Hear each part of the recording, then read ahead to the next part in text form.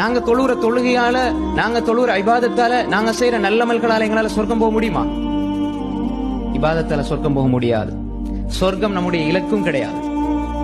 அல்லாஹுடைய திருப்பொருத்தம், அன்புதான் இலக்கு. அதை வச்சுதான் நல்லா சொர்க்கம் தருவான்.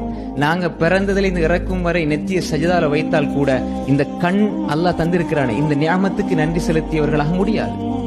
கோடான கோடி உங்கள்கிட்ட வந்து கொட்டினாலும் கண்ணை கொடுப்பீங்களா?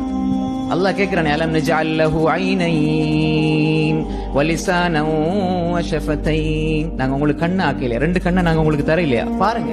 அப்ப எனவே நன்றி உணர்வோடு வாழுகின்ற பக்குவ நிலை வந்து விட்டால் மகிழ்ச்சி வரும், உள்ள மகிழ்ச்சி வரும். அல்லாஹ் எனக்கு இவ்வளவு தந்திருக்கிறான். மேல உள்ளவங்களை பார்க்காதீங்க. தீனுடைய விஷயத்துல மேல உள்ளவங்களை பாருங்க, துனியாவுடைய விஷயத்துல கீழே உள்ளவங்களை பாருங்க, உள்ளம் அமைதி வரும். நாங்க பாக்குறது துனியாவுடைய விஷயத்துல மேல உள்ளவங்களை, எனக்கு மேல இருக்கிறான், எனக்கு இல்லை, எனக்கு இல்லை, எனக்கு இல்லை என்றால் நன்றி உணர்வு வராது. நன்றி கெட்டதனம் வரும். நன்றி உணர்வு கொஞ்சம் இருக்கிறது, நான் அல்லாஹ்வுக்கு நன்றி செலுத்துகிறேன், அல்லாஹ் நிச்சயமாக அதிகப்படுத்திடுவான்.